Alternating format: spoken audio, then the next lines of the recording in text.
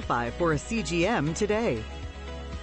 We'll do all the insurance paperwork and deliver your new CGM at little or no out-of-pocket cost to you. Medicare and most insurances cover continuous glucose monitors, so don't wait. Have your insurance handy and call the CGM Health Hotline now.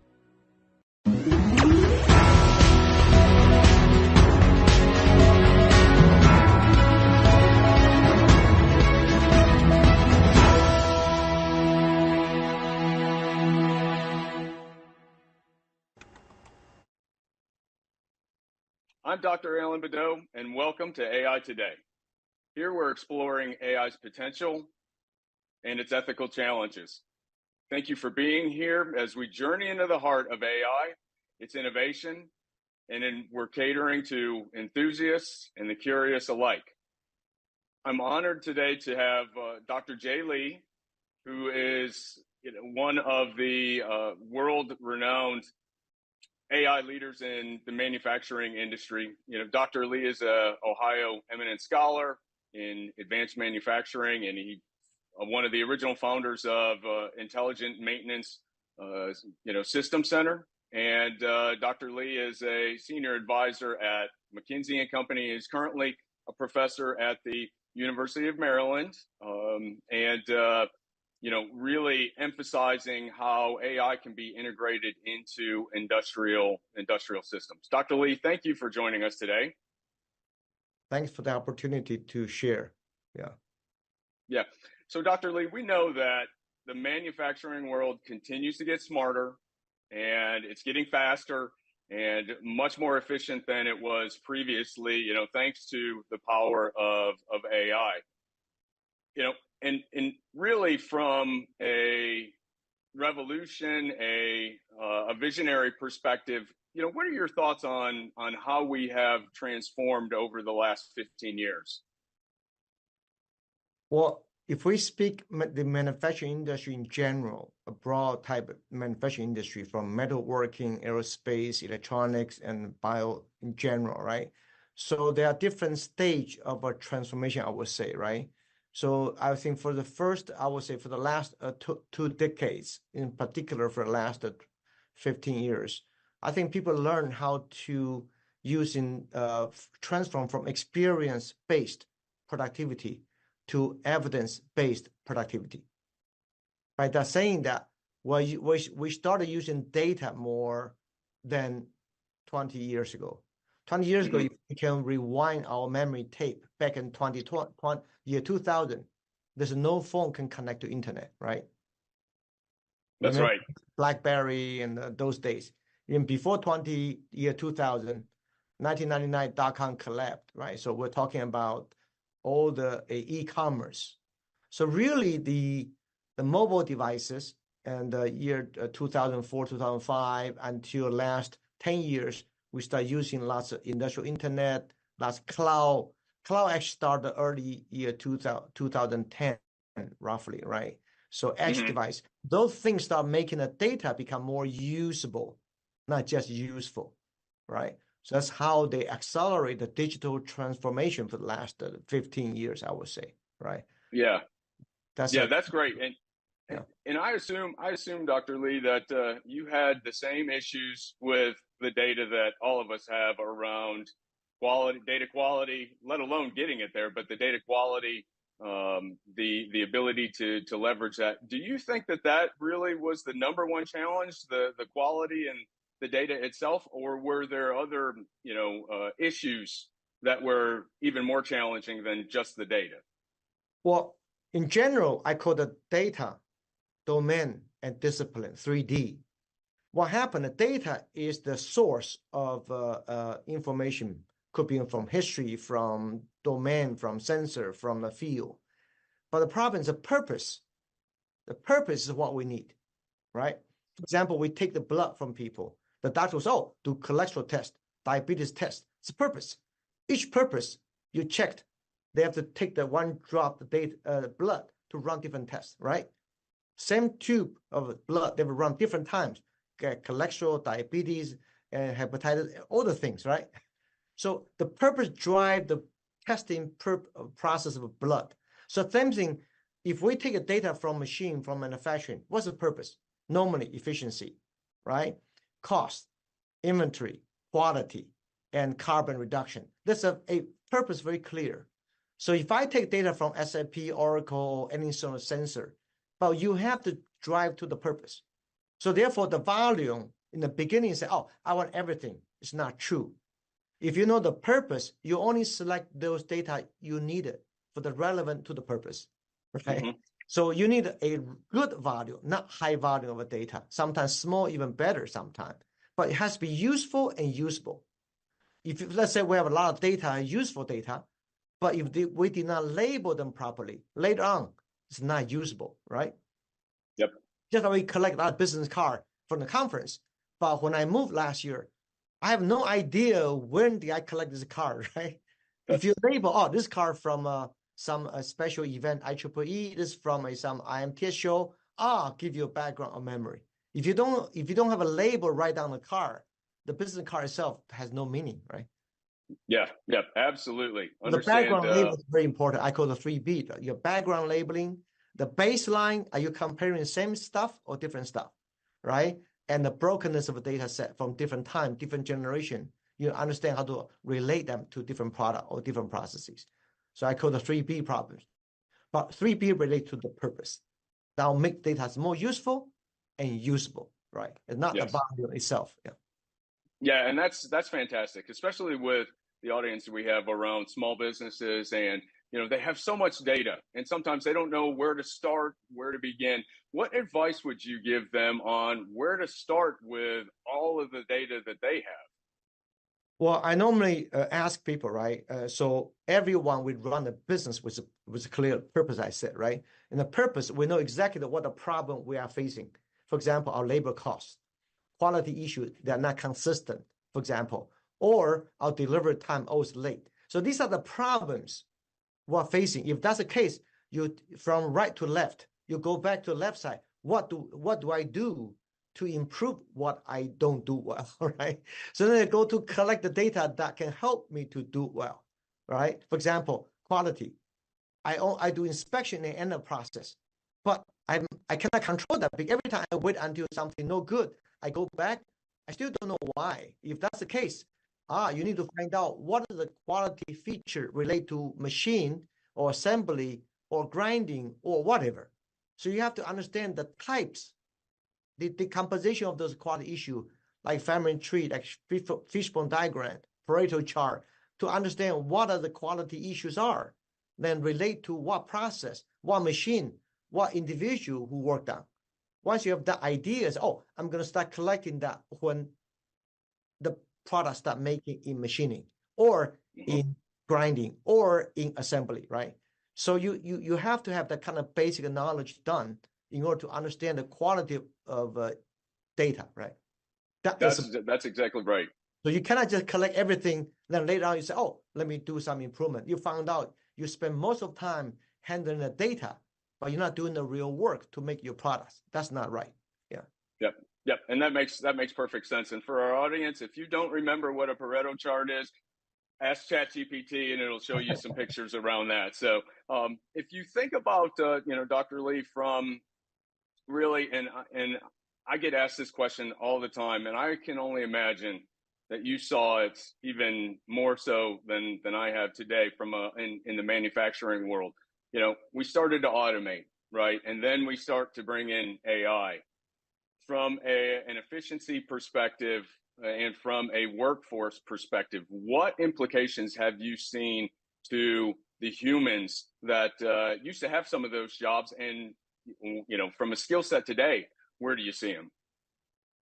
Well, I think early years workforce, we had a pretty focused problem solving because we're trying to tackle the challenge. For example, quality issue during the 1980s, right? Remember those days? And we have automation system in place because like auto industry trying to deploy lots of automation to keep the quality, keep our production quality consistent, right? To have no surprise. So lean manufacturing came in later, right? So, you should do this to have a good baseline so you can monitor. So automation was the beginning of a system. But then some workers worry about jobs. automation comes, may take my job away. But the problem is, if automation job to keep you as a productive, keep our product can be consistent, keep our product can be more reliable in the field. So as a business, we can be making more money, more competitive, right? Then you keep your job. If our company cannot survive, where's the job come from? So first we have to survive, be competitive, so we can give a job to our people, right? So it's not about the work, about task. It's about competitiveness and about our core competency of industry. Once we keep that one, then our employee can be more resourceful. Now, second thing is when after we start moving to a more global setting, and just manufacturing itself may not be the only reason we compete. We have to start managing our operation globally, supply chain and the spare parts worldwide with the product we sold, right? By doing that, we're not just have to be only us competitive. We have to work with a partner, suppliers globally or in a different region to keep our product more competitive, more sustainable, right? So the cost management become issue. Are we compete for time, for cost, right? Not just skill sets. But if I'm good, but my supplier not good, I have to fix their problems. Wow, that's a problem, right? So we need to start deploying how we managing those imbalance of skill sets, keep our product flow through from design to production to sales to installation to field services, keep that product life cycle ecosystem become more competitive, right? So eventually that set become is not ourselves, but also managing that competitiveness through our supply chain, right? So that's exactly right. So we're moving managing our own people to managing our system, right? Eventually supply chain system. But tomorrow, we also see a big challenge that, hey, it's not just about us. How about our next generation? When they come to our job, can they do as good as we are, or can they do better than we did, right? So all the knowledge data we have, what can they do? Large language model, can they help us? Probably not too much. There's some maybe they can help for document management. For domain-centric system, we need to develop a large knowledge model, not language model. That's right. We need to categorize those work elements that has a critical impact to the job. So we can train the system, train the workers quickly to grasp, to capture those essence, right? So we can guarantee our company, our industry can be sustainable, different generation to come. Yeah, and Dr. Lee, I really appreciate you being here. Thank you so much for sharing your expertise with us. This was fantastic. Really quick, where can people get a hold of you? Well, I have a website. I mean, my email is open. You can contact me by email or my website, iaicenter.com. That's fantastic. Thank you again so much for being here. It was wonderful. We're going to take a short break to hear from our sponsors, and we'll be back soon to talk about how AI can be used in other fields such as cybersecurity and astrophysics. So come right back. Thank you. Hi, I am Noura Al-Masri, and welcome to Echoes of Impact with Noura. Join me on a journey where we celebrate the power of women in business, the driving force behind growing nonprofits, and the architects of change in our community. We'll explore strategies for building successful businesses, increasing cash flow, and saving on taxes. Tune in to Echoes of Impact with Noura, because when women succeed, we all thrive. See you there.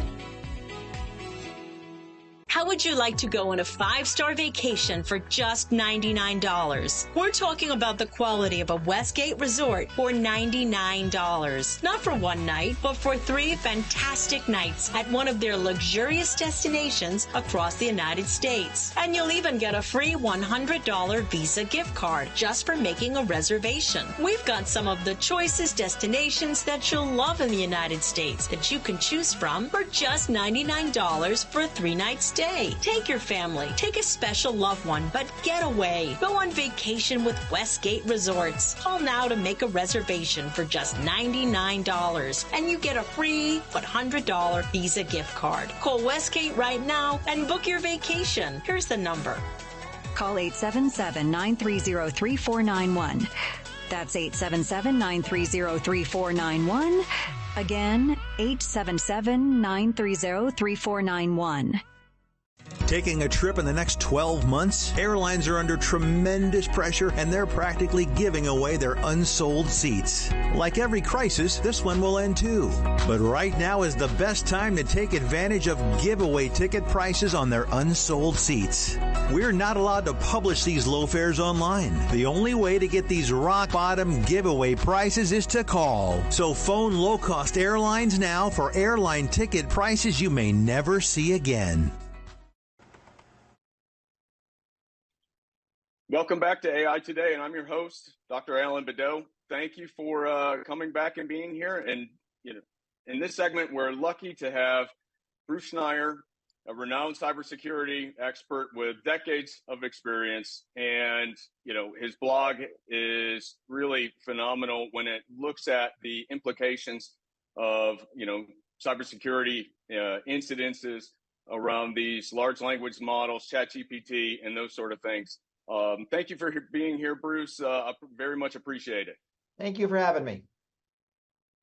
So from your perspective, and folks can see your blog, all they got to do is type in your name into Google, they'll be able to find it. But from your perspective, what is the biggest danger that the general public should be worried about from a large language model, ChatGPT, those sort of things? Right now, I think our biggest risk is the fact that these are controlled by the large tech monopolies, that they are fundamentally massive technologies that are going to have a lot of effects on society, and they're just being controlled by a few for-profit tech monopolies. I think that's really worrisome, right? Same thing as search, same thing as social media, and making the mistake a third time with this even more influential technology feels really dangerous to me. Yeah. And some of the advice that I've given to folks is that, if you can find an answer one day and then the very next day, the answer's completely changed, then probably Mr. Wizard behind the curtain has flipped a filter switch. Yeah, I guess. I'm less worried about that. That's true on social media as well. Yes. That is true to some extent on search.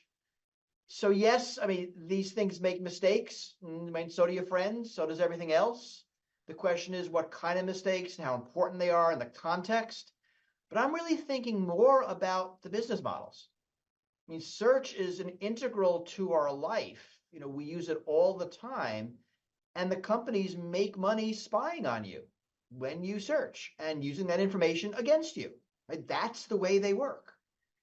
And, your search engine knows you more intimately than your spouse, than your best friend, than probably your therapist. Certainly your iPhone does, right? Your smartphone knows you that intimately. And, that's right. Right. So these technologies are both important, intimate, and really not working entirely for you. And AI is going to be even more intimate. You're going to want to know everything about your life. It's going to be more relational. You're going to think of it as a friend. And to have it solely be run by the large tech monopolies is kind of scary. Mm-hmm. That's really what I'm referring to there. We have all the problems with the tech, but even before you can get to there, I have problems with the businesses. So what advice would you have for a small business that feels as though they are falling behind from a technology perspective, and they want to start using these, whether it's ChatGPT, whether it's one of the other ones, whether it's Cohere or any of those models that are out there? What advice would you give them on how to safely go about using this tool? Well, sort of step back.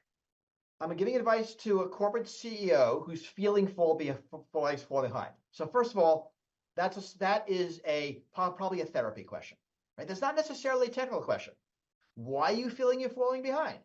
Because you're not using the cool thing. Do you need to use the cool thing? Because that's the second half of your question. I want to use the tool. For what? You want to use it to order lunches for your employees? Go to town. Right? I mean, what are you using it for? And this is really important. I'm being a bit facetious, but you don't just use the technology, you use it for something. So what are you using it for? There are going to be applications where it's really good. There are going to be applications where it's not, and it depends. So what is the thing you want? Can the AI do that? AI is a great summarization tools, for example. So there are systems that attorneys use for discovery. Sometimes in these cases, you get 1 million documents. And I've been an expert with this. I know how this works. You do keyword searches on the documents. Well, now you can have an AI do a much richer search looking for things. Why would you not do that? Right? The costs of getting it wrong are zero, because you're going to look at what the AI gives you. If it gives you something wrong, so what? If it misses something, well, you're already missing it with your keyword searches. So that's sort of an unabashed good. Right? We've had AIs doing customer service. In Canada, they gave someone, I think, a $1 airfare. The airline went to court, and they were forced to honor it. That's right. I think someone else got a $1 car. They might not have actually bought the car, right? So here, the cost of mistakes is higher. So do you want it to do that? Well, it depends. You've now got to test it. And I assume a lot of your viewers have used some of these tools. They get stuff right. They get stuff wrong. You kind of learn where its sweet spot is. For a lot of my students, they use it in their writing for assignments. I'm all in favor of that. I mean, what I tell them is, it's your assignment, it's your grade, right? If you have the AI do it, you're responsible for all the facts. You're responsible for the references. You're responsible for, anything it says that's wrong, anything it says is inappropriate. It's your name on the document. I don't care how you create the document. It's yours. So, I mean, different applications are different things. You're using AI right now when you use Google Maps or Apple Maps. Cost of getting it wrong is, you took a little way longer going home. Not that bad. Now, having it prioritize your emails, maybe you don't want to do that. It is being used by Google to find spam. Again, the cost of getting it wrong is the spam in your email. Not that great. So it really depends on the application. So do not feel like I'm falling behind is a therapy question. Can I use this tool effectively in my business is a business question, and it depends on what the tool is, how you're using it, what the alternatives are, what are the costs, what are the benefits, are there adversarial conditions, sort of everything about it. Yeah, and that's exactly right. A lot of the customers that I work with, we spend so much time on the upfront just trying to really focus on that and narrow that down, because it really is an answer for just about everything, because it can give you such a convincing answer that is so believable, but it's completely a lie, right? And so that's really fascinating for our AI our is authoritative businesses. whether or not it's correct or not, right? That's exactly right. And we've seen, I've had it write chocolate chip cookie recipes inside of my code that it was generating for me. So we've seen some very interesting things. Keeping with the small business theme, and I think this is really a fantastic question for you around, their inability, or at least some of their inability to really hire skill sets around AI, and some of these training methodologies, and the debate that continues to go on of, oh, do I get somebody from college? Is it somebody that's younger? Is it a whole different mashup of concerns? Do you feel as though just in general, folks are getting prepared to be able to use it a little bit more when they come out into the workforce? Or what's your advice for small businesses to look for those skill sets? It's interesting. It depends on what the skill set is, right? If you want AI programmers, you can't have any, because Google and Microsoft and Meta and Apple have bought them all. I mean, they'll go down the road to MIT and hire every last one of them. I mean, I'm not exaggerating.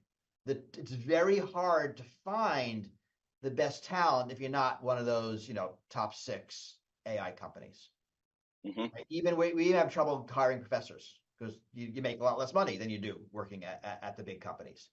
But that's Sure. not what a small business wants, right? They want someone who can use the tools, not create the tools, not program the tools, but use them like out of the box. So it's kind of like finding, someone who's good at SEO, at search engine optimization.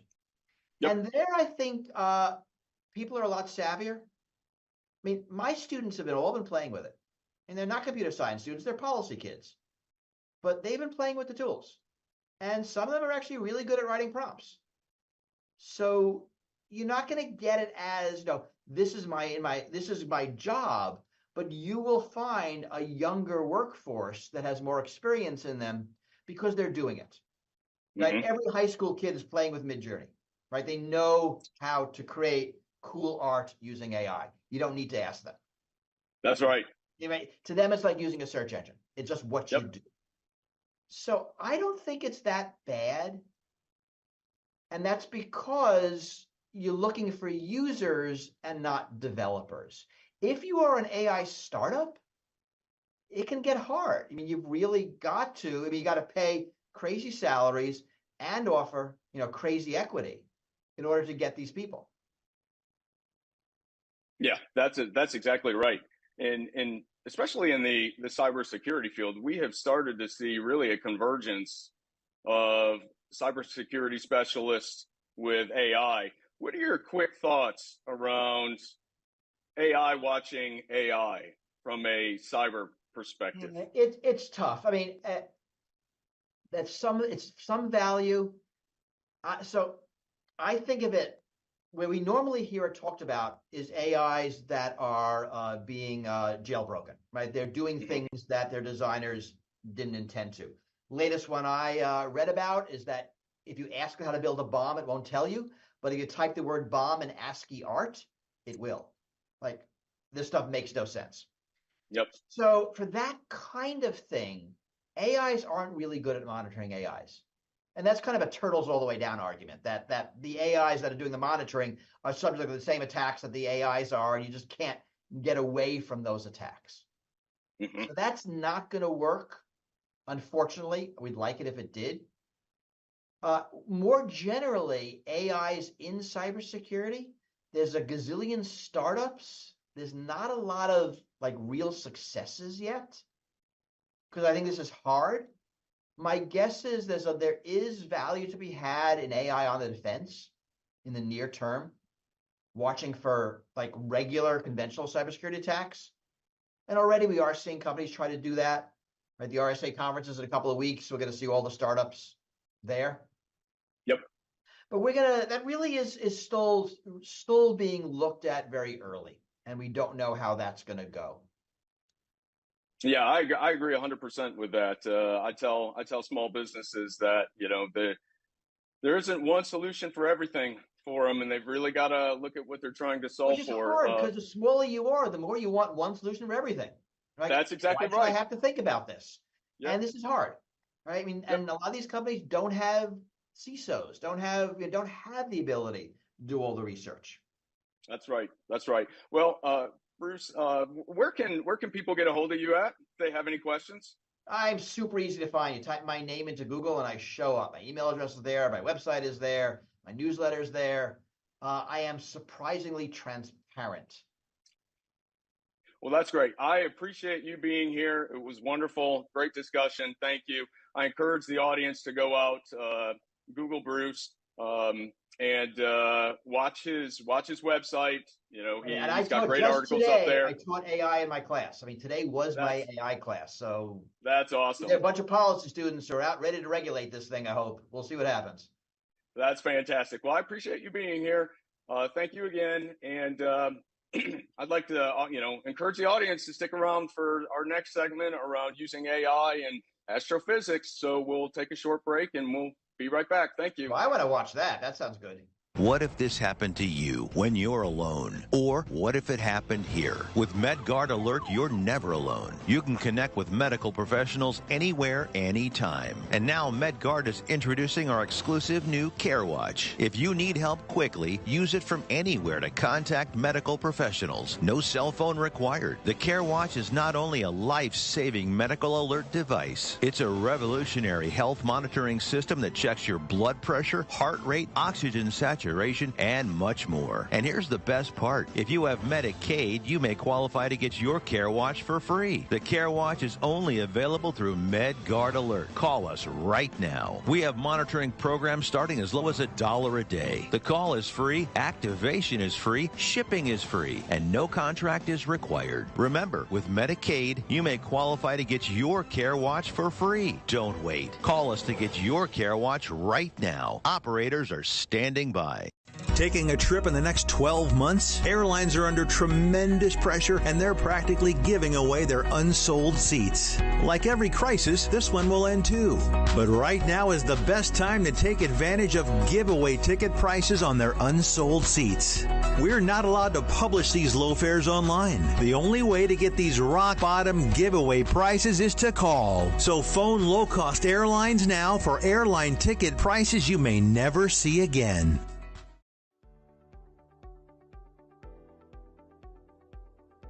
Hi, my name is Michelle Merhar. You may remember me from the morning news. I'd like to tell you how getting data and documents into action fast gives you a competitive edge. Digital-first thinking to manage document workflows efficiently are giving all organizations a competitive edge. In fact, digital document automation is an essential process, helping us to become more profitable and to compete. By making any process paperless with secure automation, decisions can be made efficiently, virtually from anywhere. You'll be able to find and share documents securely in seconds. Your staff will be empowered by making optimal use of every office hour. And by the way, the size of your organization doesn't matter. Precision Products has been helping organizations for more than 30 years with paper to digital processes, including scanning systems for any document to premises and cloud document management systems. We make it easy and scalable for your business process needs from the office or other locations, even mobile devices. Contact us to see how we can help your organization succeed. Contact Will Waterall direct at 713-446-5939 and visit us on the web at precisionproductsinc.com.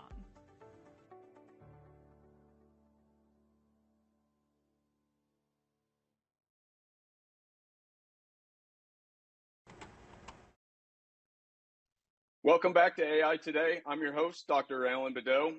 We're exploring AI's potential and its ethical challenges. In this segment, I get to nerd out a little bit, which is something I always love to do around looking at AI and how it's impacting our daily lives and the technology and how we can, use it to make our lives easier. I've always said that when a technology enters a couple of different spaces, then you can definitely tell it's definitely made it. The first one is cookware. For instance, I was at a conference a few years ago and I noticed a rice maker that had AI technology that would automatically cook 51 different variations of rice, and all you had to do was pour in the water and put in the rice. It's phenomenal. Same thing with video games. When video games start using certain technologies, then you can really see it start to take off. The same thing can be said about our smartphones. And, they're like myself, they're coupled to our hip, pretty much everywhere we go. We use it for pretty much everything that we do in our daily lives. And, one of the technologies I want to talk about today is called AI Eraser, and it's from OnePlus, and they are a smartphone manufacturer. AI Eraser it's a new feature on the OnePlus smartphone that uses AI to remove unwanted objects or people from your photos. It's similar to features on the Google Pixel like Magic Eraser, or Object Eraser on Samsung Galaxy devices. There's a whole bunch of different ones out there. If you're like me, and you're on vacation, and every once in a while you just happen to walk through a picture or stick your head up at the wrong time. And, there's only, no telling how many millions of pictures I am probably in that I've accidentally photobombed. But the great thing about AI Eraser is it can identify folks like me, remove things from those photos, including, again, of course, us photobombers, objects in the background, whatever it is, even if it's other distractions, and it can fill that gap and eliminate it, and it matches the rest of the photo. Now, I don't know if you're like me from an app perspective, but I've tried many, many, many apps, and I continue to struggle in finding the right ones. Sometimes I'll get rid of 3/4 of somebody's body, or sometimes it's the water that happens to magically stop at a certain area. A lot of these tools are not very easy to use, and a lot of them can be stressful on your iPhone from an app perspective. But this one really, it's fantastic, and it's designed to seamlessly remove those objects. All you have to do is really draw a couple of lines around it, and hit erase, and it will take care of that. It will look at both the content as well as the context, and so it helps understand what the scene is and what really needs to be removed. And that's the fantastic part. There's only so many times that you want to keep editing your images, or you want to change the eye color, or if you want to get rid of a background tree that you think doesn't belong there, or somebody, of course, has photobombed you. This is a fantastic tool to do that. And the great thing is it uses AI to intelligently generate a replacement of that background that blends perfectly into the rest of the image.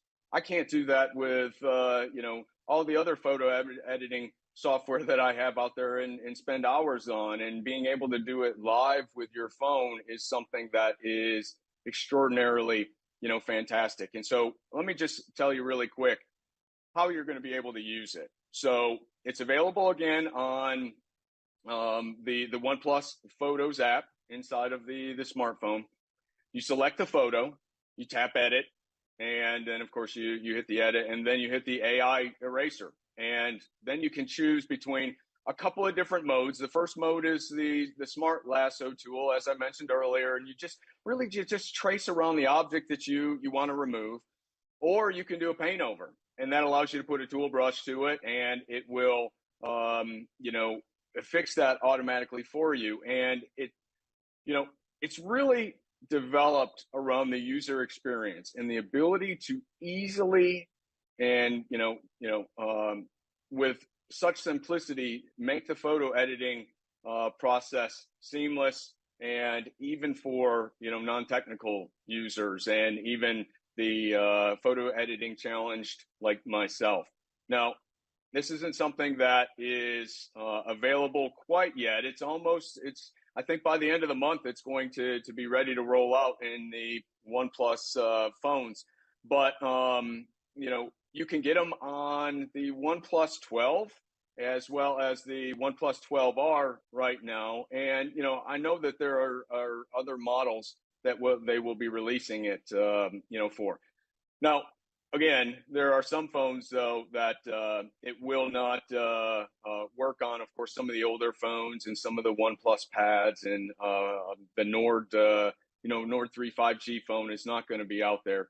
But it's definitely a good reason to go get a new phone when it comes to that. Now, if you look at some of the competitors, of course, I mentioned Google's their Magic Eraser, as well as some of Samsung's feature sets, as well as some of the ones that are available on the iPhone. This is really significantly easier to use from my perspective. The learning curve was minutes as soon as I was able to get it running on my phone, hit the app, and I was editing some photos that I was playing around with exceptionally quick. Now, there's a couple of reasons. We always talk on this show about trying to save you time, about trying to give you a way that you can conveniently do things. And more and more people are developing websites and web apps around the smartphone utilization. They're taking photos with, their camera phones so they can, populate the website, continue to populate their store potentially on Amazon, whatever that is. But this is exceptionally convenient, and it drastically simplifies the process. And we always say, time is one of the things that you just can't give back. And every time you can do something better, faster, cheaper, and get a little bit of time back, that's definitely something that I think is important for folks. Now, also, it's built into the phone, and so you don't have to worry about going out to a store and grabbing something, or trying to update it, load it, whatever those other things are through a third-party app. It really gets rid of those complex, internal marketing software, requirements sometime. Now, the other thing to think about when you're looking at this is, being able to provide image editing quality as well as an experience, and looking at the features that are critical to a user are going to continue to drive what the performance is and how you are using it. And so, as you're developing whatever that media is, whether it's your website or whether it's additional technology, I want you to think about, this is another tool that I can use as part of my AI arsenal to help me really save, time. AI Eraser is, it's intuitive, it's powerful, and, really it's creatively empowering folks that are using it every single day. And when you start to combine it with additional AI technologies, if you heard our segment earlier around, Midjourney or some of those other photo generating, applications, the combination of those then becomes pretty interesting in what you can do from a development of your avatars, from what you can do for your products and how you can make them look, as well as some other features that are exceptionally going to be important to you as you move forward. Now, looking beyond what some of these, next generation technologies are going to look like on the smartphone side, it's really likely that, the user experience with the phone is going to become more important than the technology within the phone itself. So, OnePlus has done a fantastic job really focusing on, how they can get to a solution for its user significantly faster and significantly cheaper. So keep that in mind. Try it, play around with it. If you have, if you're one of the lucky ones that has one of the phones that can get it, go grab it, use it, and let everybody else know how it's working. And I look forward to your comments that you have. Send them to me. Tell me what your experiences are with it, and I think you'll have a positive one, and really excited for you to be able to try it. With that, thank you. And we're going to go to a commercial break, and we'll be right back to talk about how AI can be used in astrophysics. Very exciting. Thank you. Are you ready to shake up the world of health with me? Welcome to Disruptive Health, where we are flipping the script on traditional wellness. I'm Dr. Denise Brown, and on this show, we are diving deep into the latest trends and breakthroughs in health and wellness. Whether you're curious about nutrition, exploring new therapies, or just want to live your best life, Disruptive Health is your guide. Don't miss Disruptive Health, coming soon to NowMedia TV.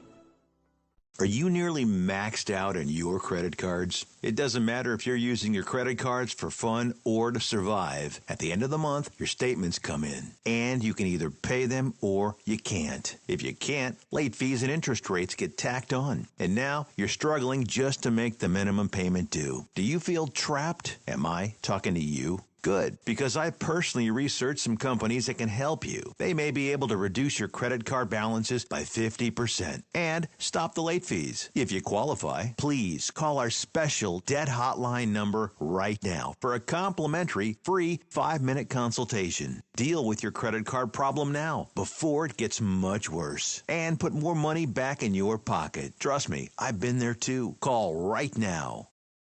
Call 855-993-2096 right now.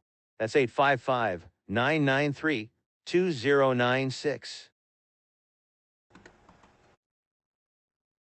Welcome back to AI Today. I'm your host, Dr. Alan Beddoe, where we are exploring AI's potential to use in a whole bunch of different areas, but we're also looking at some of the ethical challenges, and I appreciate you being here on our journey. Today, I have the pleasure to welcome Dr. Pamela Gay. She is a scientist who has been working in the field of astrophysics, and she's the director of CosmoQuest, which is bridging the gap between professional research and everyday space enthusiasts, which is a fantastic effort that's taking place. She has a podcast called Escape Velocity Space News, and from mapping the moon to analyzing stunning images that we see from the James Webb Space Telescope, Dr. Gay believes everyone can play a role in scientific discovery, and maybe even AI can, and that's where we're going to start. So, Dr. Gay, thank you for being here. It is my pleasure. Thank you so much for inviting me on. The future of machine learning is near and dear to my heart. That's awesome.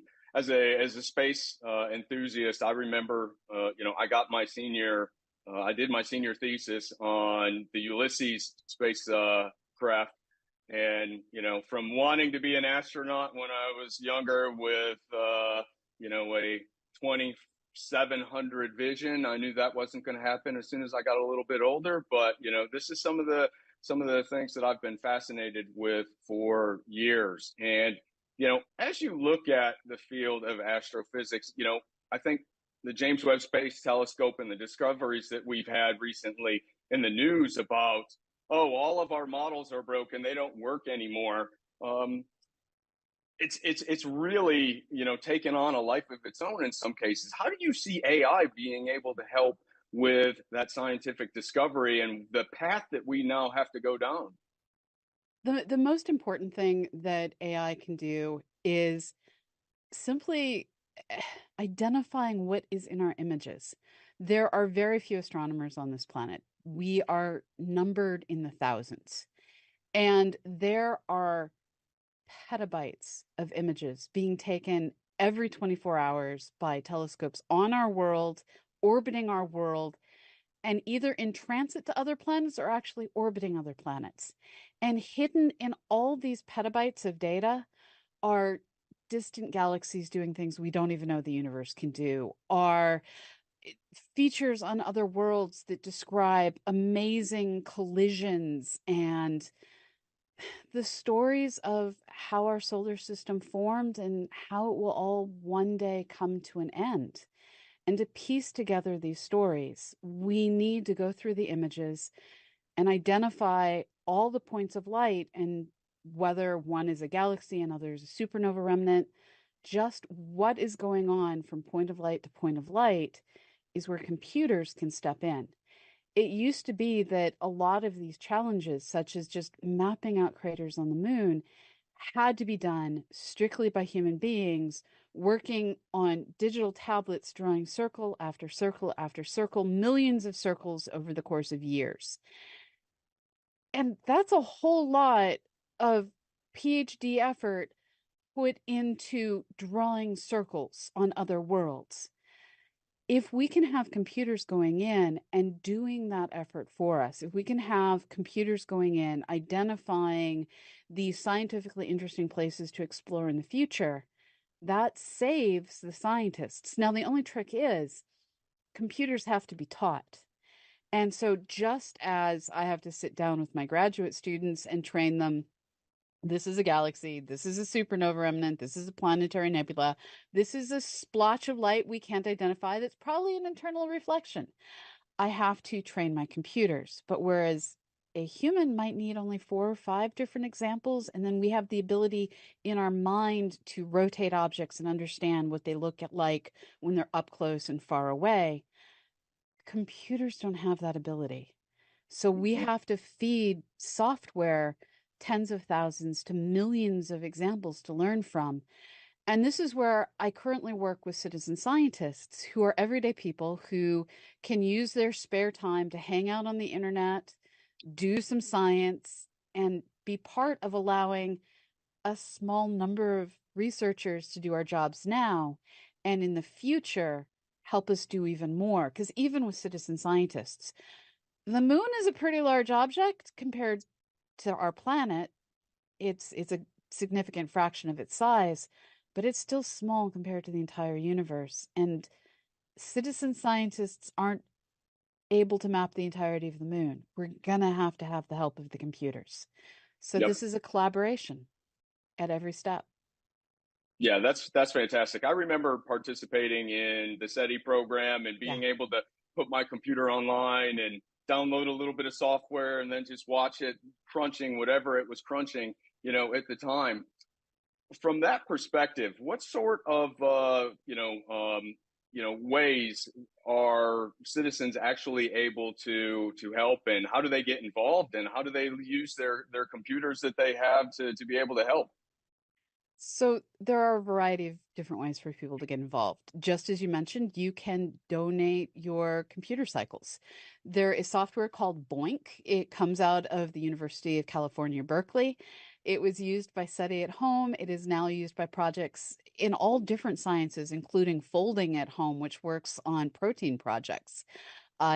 So figure out what you want to do, and you can contribute your unused cycles using Boink and all the processes that take advantage of it. But your human eyes are still in so many ways, when attached to a brain, far more useful than your computer cycles. And this is where we have a variety of projects out there that ask everyday people to look at imagery, to listen to sound, and to help us identify the features and data that can get used for analysis by researchers. We recently completed a project with my project, CosmoQuest, where we looked at the asteroid Bennu. And over the course of 92 days, we mapped out nearly 14 million features in images. All those features were out there as potential hazards for the OSIRIS-REx spacecraft. We needed to find the place that was safe for our little spacecraft to touch the surface of an asteroid and grab a sample to bring home to Earth, which has now happened. And that 92-day window we had, we overstepped our 90-day window.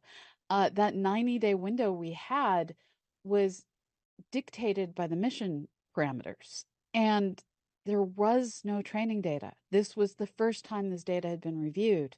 We had to use human eyeballs. And it took nearly 6,000 sets of them to get through this data. There aren't that many planetary scientists. Yeah. It wouldn't have been otherwise possible. Yeah, that's amazing. That is absolutely amazing. That's a great way to really couple the human and the AI as you're looking at some of those things. Now, one of the things that seems in astrophysics and planetary science and those sort of things, it seems like about every 100 years we think that we've solved all the problems and everything is exactly how it's supposed to be, and then James Webb Telescope comes along and just blows all of that stuff up. AI has solved challenges in the pharmaceutical industry with discovering new medicines, discovering other techniques, and scientific, in the scientific fields. Do you think that AI could potentially solve string theory or whatever that next thing is going to be that's going to fix all the things that James Webb has broken? I don't think it's going to fix string theory. The key is to look at what are the problems that AI, machine learning, all these different ways of doing multi-parameter fits to data are allowing science to progress. What computers excel at is finding patterns. We don't always know how it is that computer vision is able to make the amazing breakthroughs in, for instance, finding tumors in breast cancer imagery. We just know that it's far more effective than the human beings. We don't know what facets and images the software is keying in on to identify this is a galaxy, this is a planetary nebula. What it's going to be able to do is look at the vast databases that are being created and see patterns that point out, hey, when you have this thing, you also have this thing. And those patterns are going to give us insights that allow us to confine theories, allow us to direct our curiosity and our creativity. Software still isn't creative. It can hallucinate, but that's not going to get us a new theory of everything. What we need is it to give us the insights on where variables are related to one another that we might not have noticed. We need it to find the things that we're just not seeing. And then it's going to be the human mind and creativity that is able to say, oh, these parameters being related means this underlying physics over here has to be changed. So it's going to be a human-computer collaboration into the future. Yeah, that's exciting. And, it's a real astrophysics, I would say, is really the perfect case for that human machine teaming, because clearly AI can't do as much as a human can, and it requires so much data to train it, but it really can make your lives a lot easier when it comes to those sort of things. From a, looking at the citizen participation and, looking at how our communities can really start to engage, even more. Are you looking at specific skill sets that you're trying to bring in to help? Is it better to be an AI person or a telescope, a night sky watcher? What sort of skill sets are you looking at for the folks at home so they can understand how they can really jump in? There is a role for everybody. Like I said, there's not that many of us, and there's very little funding. So we need help anywhere we can get it. I am always looking for people with computer science skills to help with our open science, open source development. But at the same time, we don't have funding as professional researchers to build the dedicated telescopes we need to do round-the-clock watching of various objects that flicker and flare in the night. And this is where we're looking for the amateur astronomers to help us track objects that are changing, that are moving, and better identify these time series changes.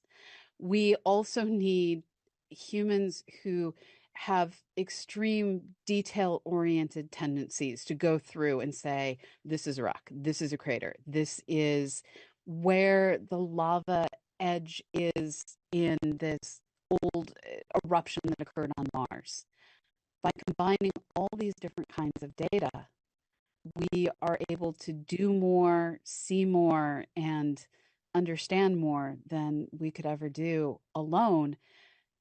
And honestly, volunteer computer scientists often have skill sets that those of us working in academia and the nonprofit world frankly can't afford. So please come bring us your skills, because I can't afford to pay you, but I can say thank you a lot. Thank you.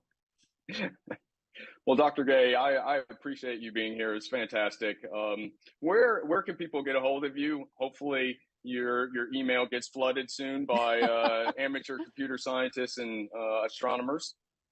The best way to get in touch is to check out cosmoquest.org, and I can be reached. I'm Starstrider pretty much everywhere. Starstrider with a Y at gmail.com for all sorts of different ways, different opportunities, and let's move forward.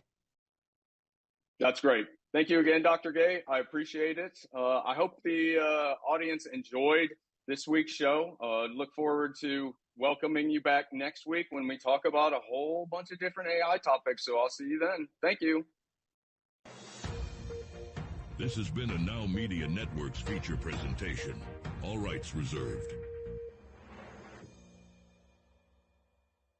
Attention timeshare owners. This is an urgent consumer alert from the Timeshare Exit Hotline, a national company specializing in helping consumers legally get out of their expensive timeshare contracts. We're offering you a way to legally get rid of your timeshare. So if you're fed up with the maintenance fees that keep on coming and want to learn if you can terminate your timeshare legally and permanently, call today. Call the number on your screen today.